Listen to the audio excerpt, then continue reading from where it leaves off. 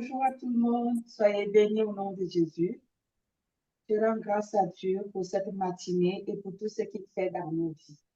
Je voudrais premièrement lui confier cette séance parce que vraiment, il y a des grandes choses qui vont se passer. Seigneur, nous te rendons grâce de ce que tu nous as donné le souffle de vie ce matin et que, Père, nos cœurs soient disposés à écouter, à suivre ton plan ce matin parce que ton plan est merveilleux. Tes voies ne sont pas nos voies, tes voies sont les meilleures. Vraiment, Seigneur, je te rends grâce pour les expériences que je connais avec toi ces derniers temps. Et je prie que mes frères, mes sœurs qui m'entendent ce jour, Père éternel, soient conduits à cette dimension aussi, pour ta gloire, pas pour la gloire d'un être humain, mais pour ta gloire à toi. Parce que tu dis dans ta parole que lorsqu'on te cherche, on te trouve. Tu te laisses trouver par ceux qui te recherchent. Oui, Seigneur, permets que nos cœurs te recherchent ce matin et que tu te laisses trouver par la parole que tu as mise à travers ma bouche pour ton peuple, ton Église, mes frères et sœurs que nous sommes, y compris moi-même au nom de Jésus-Christ. Amen. Amen. Soyez bénis au nom de Jésus. J'ai une petite histoire à vous raconter rapidement ce matin avant d'entrer dans le vif du sujet. Vous me voyez habillée en chemise blanche ce matin et une chemise bien précise. C'est vraiment un témoignage. En fait, moi, ça réjouit mon cœur, c'est pour cela que j'en parle. Ça fait plus de 3 jours, le Seigneur me montrait l'image de cette chemise que je porte, que j'ai ici à la maison. Il me disait, c'est ça que tu vas porter dimanche. C'est ça que chaque fois, à un moment, je me suis dit, mais Seigneur, j'ai déjà compris. Ce matin, je me réveille, j'ai fini de prier. Il revient. Il dit, la chemise, il me montre la chemise. Je dis, oui, j'ai compris. Et je croyais que j'ai vraiment compris. Sauf que quand je suis allée dans ma garde-robe, j'ai pris une chemise blanche qui a la dentelle aussi, mais ce n'était pas celle-ci. J'ai même fini de la repasser. J'ai accroché, j'ai fini de me doucher. Je reviens maintenant pour m'habiller. Le Seigneur me dit, non, tu n'as pas pris la chemise que je t'ai montrée. C'est comme si les écailles sont tombées de mes yeux. Je regarde la chemise, je dis, mais non, ce n'est pas celle-ci que le Seigneur me montre. C'est l'autre qui a des dentelles qui traversent comme ça. Vous voyez, si ce n'est pas Dieu, c'est comme ça qu'on se trompe dans des petites choses comme dans des grandes choses. Dieu m'a montré ça pendant plus de 3 jours. Je peux dire 4 jours. J'avais ça en tête, j'avais l'image. Mais quand je suis allée prendre, ce n'est pas celle-là que j'ai pris. J'ai pris une autre qui a aussi la dentelle, mais qui n'était pas identique. Il a fallu que le Seigneur ôte les écailles de mes yeux. Mes yeux se sont ouverts. Il m'a dit, ce n'est pas celle-ci. Quand j'ai entendu, ce n'est pas celle-ci, j'ai regardé, ce n'était pas l'image que j'avais vue, que je voyais, qu'il me montrait. C'était une autre chemise. J'ai pris celle-là, j'ai accroché. J'ai commencé à chercher celle-ci, j'ai trouvé. J'ai dit, Seigneur, j'ai compris la leçon. Ça veut dire quoi? Ça veut dire que Dieu est un Dieu précis. Nous passons à côté, nous prions pour le corps de Christ, mais des fois, nous ne prions pas exactement comme Dieu le veut. Et les choses ne peuvent pas s'accomplir. J'ai vu ça ce matin. Lui seul sait pourquoi il a insisté que je mette cette chemise.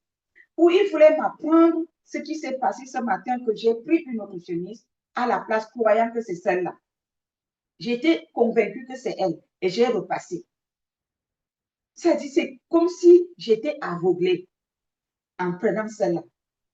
Et c'est au moment où il me dit, non, ce n'est pas cette chemise que je t'ai montrée, c'est l'autre. On dirait que les écailles sont tombées de mes yeux. Je regarde la chemise, je vois que mais non, ce n'est pas ça. Je dis, mais comment j'ai fait pour prendre celle-ci? C'est spirituel. C'est spirituel.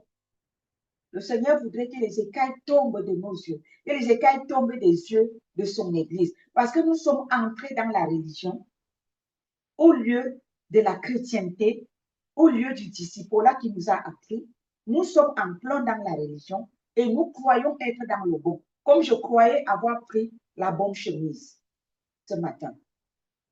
Mais il faut que les écailles tombent. Et pour que les écailles tombent, comme je l'ai toujours dit, Dieu a tout accompli, c'est vrai, mais il nous a donné une bouche. S'il nous a donné une bouche pour prier, ça veut dire qu'il est un Dieu qui exauce nos prières et il va nous exaucer. Voyez comment l'ennemi a failli me tromper ce matin. Et c'est ce qu'il fait avec l'Église. L'Église croit être sur le bon en marchant dans la religion, en pratiquant la religiosité, en disant que Jésus a tout accompli. Celui qui est en nous est plus grand que celui qui est dans le monde, alors je croise les bras, je ne fais rien. Mais cependant, il nous dit dans Luc, chapitre 10, 19, il dit, je vous ai donné l'autorité pour marcher sur toute la puissance de l'ennemi. Rien ne pourra vous nuire. Ça veut dire qu'il nous a donné une bouche pour prendre autorité, pour dégager l'ennemi de nos vies, afin qu'on puisse prier convenablement et qu'on reçoive nos réponses tout simplement. Mais il vient avec cette parole qui dit que Jésus a tout accompli. Il a tout accompli, oui, et aussi il nous a donné une bouche. Il nous a donné mandat. Ça veut dire que si nous pratiquons ce qu'il nous a dit dans son mandat, alors nous aurons des bons résultats. Voilà pourquoi ce matin, je viens vous parler de ce qu'il m'a montré. Nous allons dans le livre de Osée, voilà. Nous allons dans Osée. Parce que le Seigneur m'a montré que nous devons entrer, nous, son Église, nous devons entrer dans la repentance. Et sortant de cette repentance, ce que le Seigneur voudrait qu'on fasse. Osée 14, du verset 1 au verset 9, au nom de Jésus. Je vais demander au pasteur Boise de nous lire. Osée chapitre 14, hein? Versets 1 à 9. Alors ça dit ceci. Israël, reviens à l'Éternel ton Dieu, car tu es tombé par ton iniquité. Apportez avec vous des paroles et revenez à l'Éternel. Dites-lui, pardonne toutes les iniquités et reçois-nous favorablement. Nous t'offrirons au lieu des taureaux l'hommage de nos lèvres.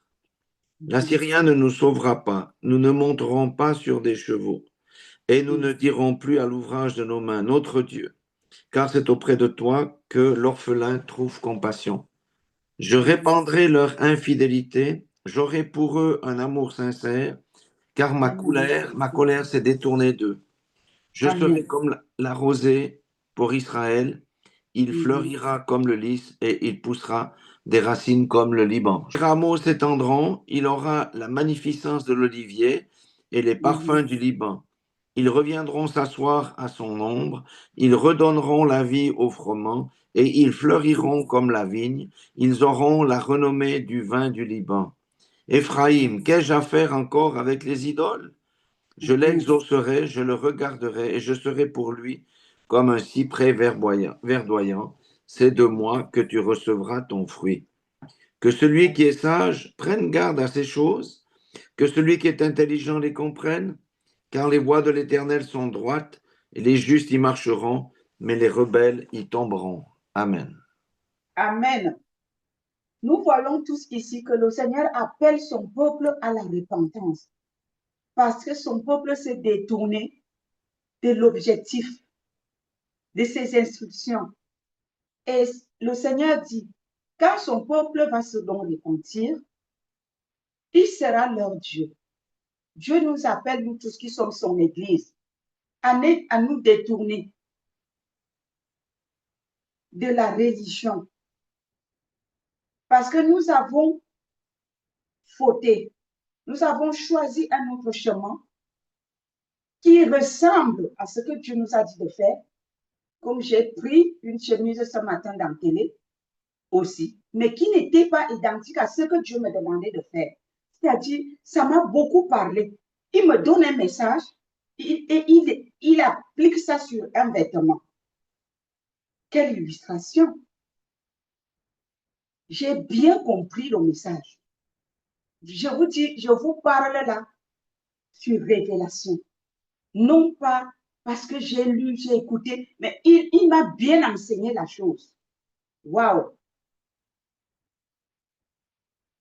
l'Église s'est revêtue d'une chemise qui ressemble à la véritable chemise, mais qui n'est pas la même. Ça s'appelle la religion. Dans la religion, c'est à peu près, mais ce n'est pas exactement la même chose. Donc, le Seigneur nous demande de remettre cette chemise-là dans l'armoire comme j'ai fait ce matin. La chemise de la religiosité. Et de revêtir la chemise du vrai christianisme. Nous sommes des petits Christ. Revêtons le vêtement du disciple qui suit son maître. Et pour cela, il nous a donné, nous allons dans Éphésiens, allons dans Éphésiens 6. Il nous a donné. Éphésiens 6, le verset 12. Je vais lire au nom de Jésus. Car nous n'avons pas à lutter contre la chair et le sang, mais contre les dominations. Les dominations, qu'est-ce qui domine dans ta vie? Le sommeil, la critique, la colère, les murmures. Dieu est les murmures. Tu passes le temps à plénicher. Dieu n'est pas dans les plénichements. Il nous a donné l'autorité quand ça ne va pas. Alléluia. Qu'est-ce qui domine dans ta vie? Il nous a donné l'autorité. Nous devons nous lever. Car nous n'avons pas à lutter contre la chair et le sang, mais contre les dominations. C'est quoi qui domine dans ta vie? L'homme fort de ta famille, la maladie, le rejet, la colère, les critiques, le vol, la fornication. C'est quoi qui domine dans ta vie? Le Seigneur t'a donné l'autorité. Il nous a donné l'autorité. Nous allons prendre autorité sur ces choses-là. Parce que nous devons lutter contre. Nous ne devons plus dormir sur nos deux oreillers, croyant que le Seigneur a tout accompli. Pourtant, il nous a donné une bouche comme il a tout accompli. Pourquoi est-ce qu'il n'a pas fermé nos bouches? Je vais vous dire quelque chose ce matin.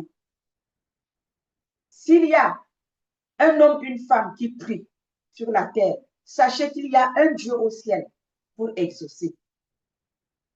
Donc, tu ne peux pas avoir une bouche pour prier et croire que le Dieu qui est au ciel ne va pas t'exaucer. Et tu ne peux pas avoir une bouche pour penser que Dieu a tout accompli et ta bouche ne te sert qu'à manger. C'est faux. Je vais te dire aujourd'hui, mon frère, ma soeur, ta bouche que tu as là, c'est pour parler à Dieu. C'est pour parler aux situations. C'est pour prendre autorité sur ce qui domine sur ta vie. Il dit, car nous n'avons pas à lutter contre la chair et le sang, mais contre les dominations, contre les autorités. Quelle autorité domine sur ta vie? Les autorités diaboliques,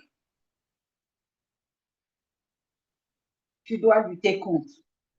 Contre les autorités, contre les princes de ce monde des ténèbres, contre les esprits méchants dans les lieux célestes. Les esprits des méchants, les princes de ce monde qui ont pris ta vie, qui l'ont enfermé dans les calebasses, dans les miroirs, dans je ne sais pas quoi, qui t'ont enchaîné. Le Seigneur t'a donné l'autorité.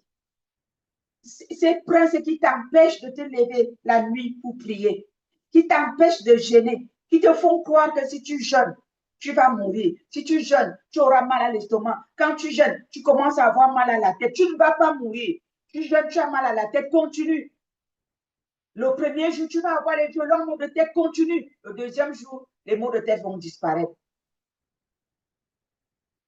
Oui. Le diable te fait le chantage et tu cèdes à ce chantage-là en disant que je n'arrive pas à gêner. Quand je gêne, j'ai très mal à l'estomac. Tu as mal à l'estomac. Tu as déjà entendu que quelqu'un a commencé à jeûner le premier jour, il est mort? Non. Sauf si c'est Dieu qui a décidé que tu meurs. Jeûne. Tu as mal à l'estomac, le mal va s'arrêter au deuxième jour. Même si ça ne s'arrête même pas, continue. Après, la Bible dit, résiste au diable et il fuira loin de toi. Amen. Il faut résister au mal d'estomac quand tu jeûnes. Il faut résister aux maux de tête quand tu jeûnes. Il faut résister aux vertiges.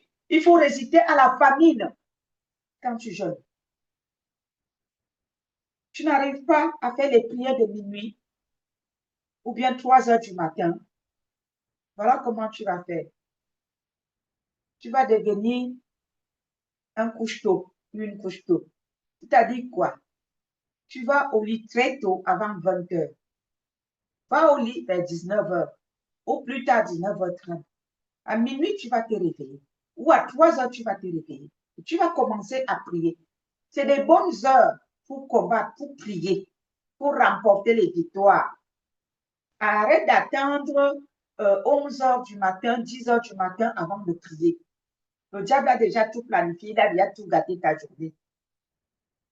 Le Seigneur veut que son épouse se lève. Il dit que si nous sommes affaiblis, l'ennemi a affaibli son église parce que son église est rentrée dans l'assoupissement, dans la tiédeur, dans la religiosité. Et si l'église est affaiblie, alors elle ne peut pas prier pour préparer son épouse. Et pour cela, nous devons nous défendre. Ce n'est pas à nous de fuir Satan, c'est à Satan de nous fuir. Si nous devenons comme des réchauds qui chauffent, les mouches ne viendront pas se poser dessus. C'est parce que nos réchauds sont refroidis que les mouches affluent. Changeons. Le Seigneur nous demande de changer. Alléluia. Et nous devons nous revêtir de l'armure spirituelle avant de commencer nos jeûnes. Nous devons nous revêtir. Le combat spirituel a des principes. En fait, la vie chrétienne fonctionne avec des principes. Dieu a ses principes. Lorsque nous les respectons, nous obtenons la victoire, des résultats positifs. Alléluia. Nous allons prendre le psaume 118. Le psaume 118, le verset 17. Psaume 118, verset 17 dit ceci. Je ne mourrai pas, je vivrai, je raconterai les œuvres de l'Éternel. Amen. Je ne mourrai pas, je vivrai et je raconterai les œuvres de l'Éternel. Alléluia. Pourquoi est-ce que nous sommes morts spirituellement? Nous devons nous lever et proclamer, déclarer que nous ne mourrons pas. À partir d'aujourd'hui, mon frère, ma soeur, déclare, prends le psaume 118, verset 17, dit, je ne mourrai pas, je vivrai et je raconterai les œuvres de l'Éternel sur cette terre des vivants. Proclame cette parole.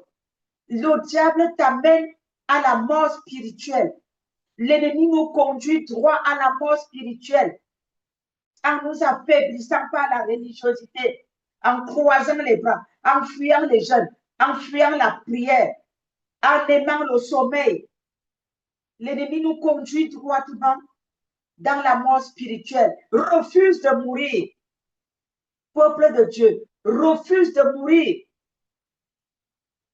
Déclare que tu ne mourras pas, tu vivras et tu raconteras les œuvres de l'Éternel.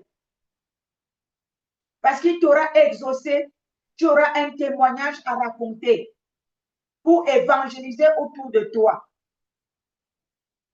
Pourquoi Satan va venir tuer ton appel? Pourquoi il va venir tuer la gloire de Dieu dans ta vie et tu croises les bras? Il est temps de se lever maintenant. Il est temps d'ouvrir nos bouches maintenant et de faire la fête à l'ennemi.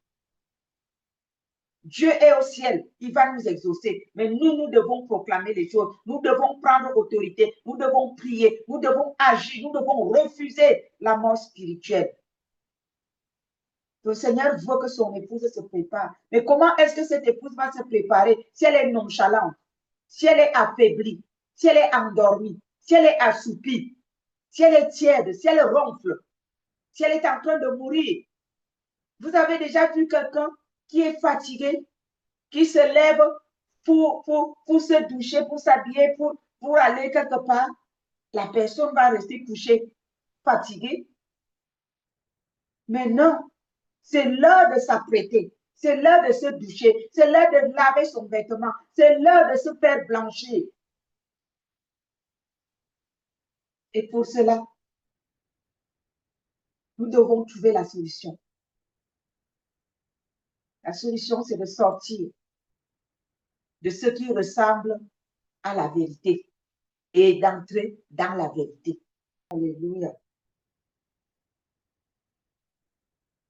Nous allons dans Ésaïe 6, le verset 1 à 7, mais nous allons travailler avec le verset 1. Mais nous allons lire jusqu'au verset 7. Ésaïe chapitre 6, le verset 1 à 7. Et je dis, c'est avec le verset 1 que nous allons travailler. L'année de la mort du roi Osias, je vis le Seigneur assis sur un trône très élevé et les pans de sa robe remplissent le temple. Des séraphins se tenaient au-dessus de lui. Il y avait chacun 6 ailes. 2 dont il se couvrait la face, 2 dont il se couvrait les pieds et 2 dont il se servait pour voler. Ils criaient l'un à l'autre et disaient, Saint, Saint, Saint est l'Éternel des armées. Toute la terre est pleine de sa gloire. Les portes furent ébranlées dans leur fondement par la voix qui retentissait. Et la maison se remplit de fumée. Alors je dis, malheur à moi, je suis perdu, car je suis un homme dont les lèvres sont impures. J'habite au milieu d'un peuple dont les lèvres sont impures, et mes yeux ont vu le roi, l'Éternel des armées. Mais l'un des séraphins vola vers moi, tenant à la main une pierre ardente qu'il avait prise sur l'autel avec des pincettes. Il en toucha ma bouche et dit, ceci a touché tes lèvres, ton iniquité est enlevée et ton péché est expié. Alléluia. Si Dieu n'avait pas ouvert ses yeux pour voir, il dit, l'année de la mort du roi d'Ozias, je vis le Seigneur assis. Si Ozias n'était pas mort, le masque d'aveuglement n'allait pas tomber sur ses yeux. Il a fallu que le roi Osias meure pour que les écailles tombent et qu'il voit le Seigneur assis. Et qu'il comprenne qu'il n'est pas dans le vrai, il est dans le faux, il est dans le péché. Il doit sortir de ce péché. Il croyait être avec le Seigneur jusqu'à ce que Osias meure. C'est là où les écailles tombent de ses yeux pour comprendre que je ne suis pas au bon endroit. L'iniquité m'empêchait de voir le Seigneur. Maintenant, qu'est-ce que j'ai à faire? C'est de me repentir pour entrer dans le bon, pour que ma destinée s'accomplisse.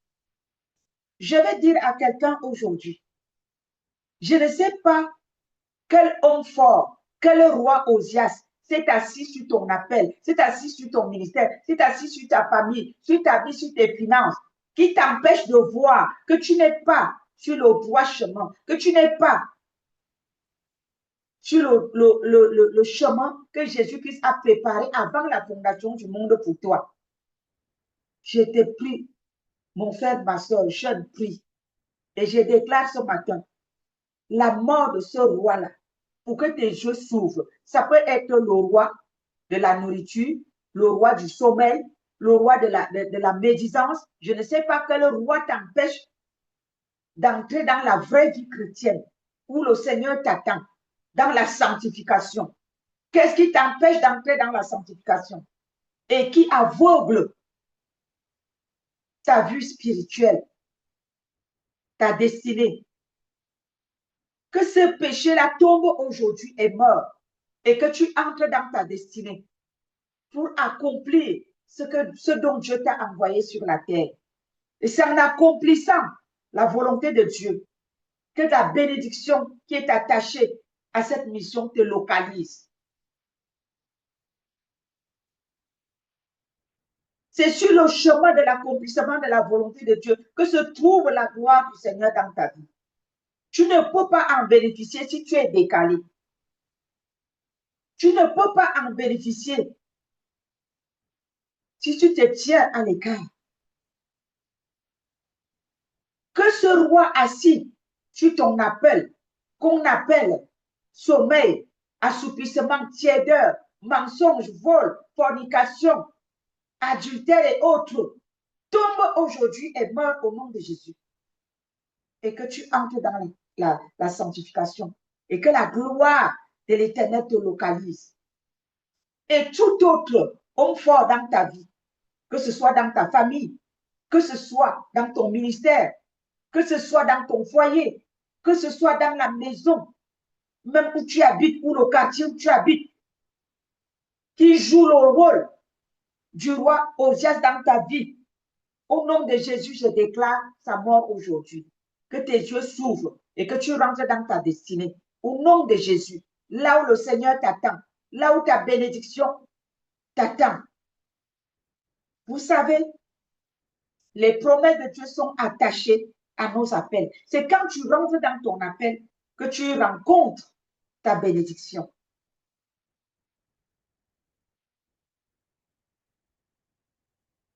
Beaucoup de nos bénédictions sont attachées à nos appels. C'est en rendant le ministère, c'est en accomplissant la volonté de Dieu qu'on rencontre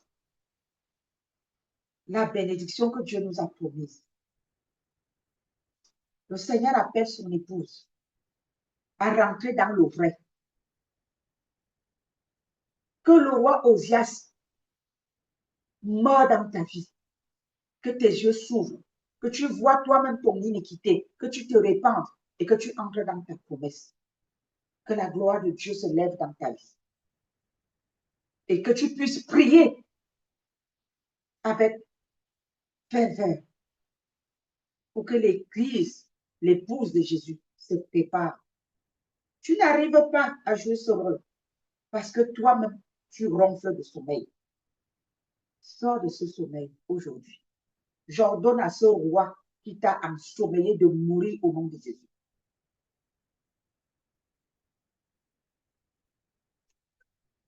Et que la gloire de Dieu se lève dans ta vie. Au nom de Jésus. Nous allons voir quelque chose dans le livre de Actes, chapitre 5, le chapitre 12, pardon. Acte 12 à partir du verset 5 jusqu'au verset 7. Alléluia. Acte 12, verset 5 à 7. Je lis au nom de Jésus.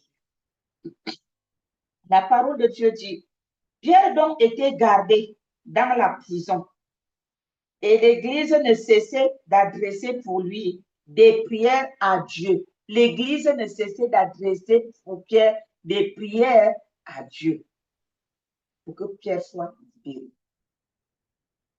La nuit qui précéda le jour où Hérode allait le faire comparaître, Pierre, lié de 2 chaînes, dormait entre 2 soldats et des sentinelles devant la porte gardaient la prison. Et voici un ange du Seigneur survint et une lumière brilla dans la prison. L'ange réveilla Pierre en le frappant au côté et en disant, lève-toi promptement. Les chaînes tombèrent de ses mains. Amen. Ce sont les prières des saints. Lorsque l'Église priait pour Pierre, ils sont partis toucher l'ange, envoyer l'ange, parce que les anges courent avec nos paroles pour exécuter ce que nous déclarons. Ce que l'Église a déclaré, les anges ont couru avec pour aller mettre en exécution pour que Pierre soit libéré. Et Pierre a été libéré. Il y a des prières que vous pouvez faire seul. Il y a des prières qu'il vous faut avoir une autorité spirituelle pour prier pour vous. Alléluia. Il y a des prières où vous devez vous associer aux frères et sœurs pour avoir le résultat. Il y a des moments où on est dans des situations où on ne sait plus comment faire, mais l'Église doit se lever. Les frères doivent se lever. Si tu es sous la couverture spirituelle, d'où l'importance d'être sous une couverture spirituelle.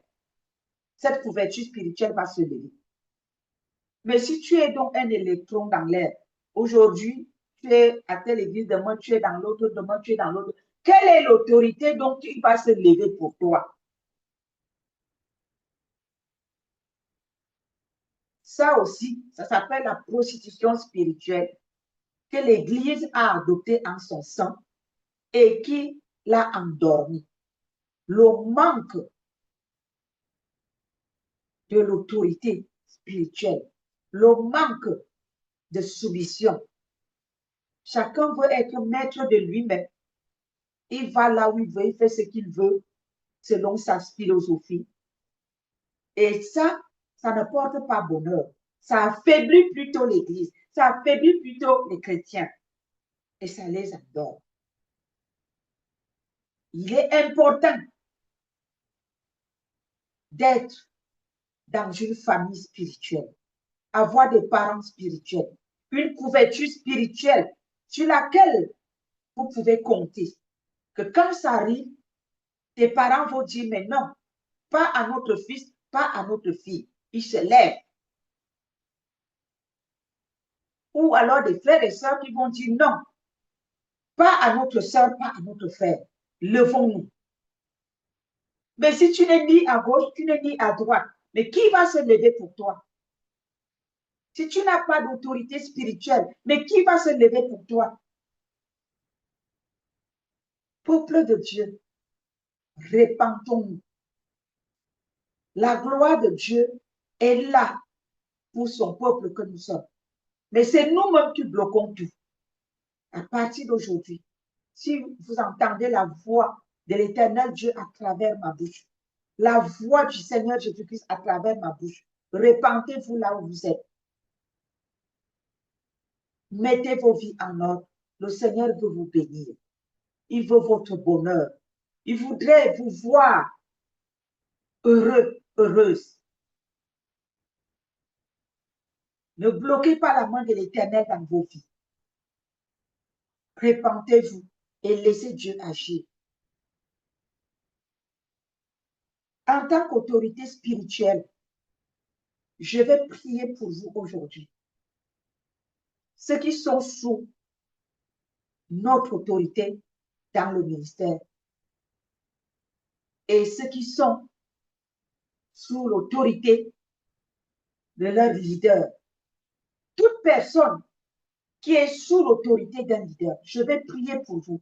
Comme l'Église s'est levée pour prier pour Pierre, les chaînes ont été rompues. Il est sorti de sa prison. Je me lève par l'autorité que Dieu m'a donnée aujourd'hui dans Luc 19 et je prends autorité sur tout homme fort dans vos vies qui vous empêche de vous soumettre à l'autorité, qui vous empêche de marcher selon les principes bibliques, qui vous empêche de vous soumettre à l'autorité de Christ, qui vous empêche de prier, qui vous empêche de jeûner, qui vous empêche de vous sanctifier. Je prends autorité à ce roi Osias-là qui est venu vous aveugler. Je proclame son échec aujourd'hui dans vos vies au nom de Jésus. Je le dégage de vos vies maintenant au nom de Jésus. Et les chaînes avec lesquelles vous étiez liés, que ces chaînes-là soient rompues aujourd'hui au nom puissant de Jésus et que vous soyez libérés. Que vous soyez libérés, que chacun d'entre vous soit libéré des chaînes qui le maintenaient dans les ténèbres, dans l'aveuglement, dans le péché, dans la tiédeur, dans la mort spirituelle, au nom de Jésus-Christ de Nazareth. Quel que soit l'esprit de contrôle qui vous manipule à distance et qui vous assoupit, qui vous rend tiède, qui vous conduit à la mort spirituelle, qui vous empêche d'entrer dans les plans de Dieu. Je déclare au nom puissant de Jésus que tout cet esprit de contrôle-là sèche et meurt au nom de Jésus. Et que vous recouvrez la vie de Christ. Que la vie Zoé revienne en vous. Que la vie revienne dans vos destinées. Au nom puissant de Jésus, recevez la vie dans vos destinées. Que vos destinées ressuscitent, que vos destinées ressuscitent. Jésus-Christ est ressuscité et que vos destinées aussi ressuscitent au nom puissant de Jésus. En tant qu'autorité spirituelle, je le déclare, ça prend vie et ça s'accomplit dans vos vies, dans vos destinées. Aujourd'hui, au nom puissant de Jésus-Christ. Plus de mort spirituelle, plus de tiédeur, plus d'assoupissement. Au nom puissant de Jésus-Christ, plus d'endormissement. Vous allez vous réveiller. Je déclare le réveil sur le peuple de Dieu. Je déclare le réveil sur les enfants de Dieu. Je déclare le réveil sur les serviteurs et servants de Dieu. Au nom puissant de Jésus-Christ de Nazareth. Je déclare le réveil dans vos assemblées qui sont morts, dans vos ministères qui sont morts, au nom de Jésus, que les assemblées reviennent à la vie, que les ministères reviennent à la vie, que les appels reviennent à la vie, au nom puissant de Jésus, que votre vie de prière reprenne vie, au nom puissant de Jésus-Christ de Nazareth. Merci Seigneur, parce que c'est fait. Je le déclare et je scelle dans le sang de Jésus. Tu as dit dans ta parole, Père, que tu exauces les prières des justes. Je ne suis pas juste parce que je ne suis pas fait. Je suis juste parce que le sang de Jésus-Christ m'a justifié. Et c'est par la justice de Jésus que je me tiens devant le trône de grâce où s'accomplit le lieu très saint dans ta maison, Seigneur mon Dieu, dans le lieu très saint, où s'accomplit le miracle, où la Candaron a changé. Seigneur, la Candaron a verdi en une seule nuit. Seigneur, que la vie, Père éternel, de ton peuple, ton Église, reverdisse en une seule nuit, dès maintenant et pour toujours au nom de Jésus-Christ. Tu confirmes la parole de tes envoyés. Seigneur, tu m'as choisi, tu m'as établi, tu m'as envoyé. Que mes paroles soient confirmées et que les vies de tous ceux qui vont entendre cette prière soient transformées en bien au nom de Jésus-Christ pour ta gloire. Au nom puissant de Jésus-Christ, j'ai prié ainsi. Amen. Que le Seigneur vous bénisse. Alléluia. Mettez en pratique ce que le Seigneur nous a appris. Retenez cette leçon que le Seigneur m'a donnée ce matin. Retenez. Retenez. J'ai pris une chemise qui ressemblait à celle que je porte, mais ce n'était pas la même. Et le Seigneur m'a dit, il a ouvert mes yeux, que vos yeux s'ouvrent, comme il a ouvert mes yeux ce matin. Que vos yeux s'ouvrent pour voir ce qui est vrai. La réalité, c'était que j'avais une chemise dentelée, mais sa dentelle descendait tout le long. Mais la chemise dentelée que je devais mettre, c'était celle qui traversait comme ça, que je porte aujourd'hui. Qu'il en soit ainsi dans ta vie. Ce que tu crois être bien dans ta vie, ce n'est pas ça que Dieu veut. Que la volonté de Dieu s'accomplisse dans ta vie. Soyez bénis au nom de Jésus.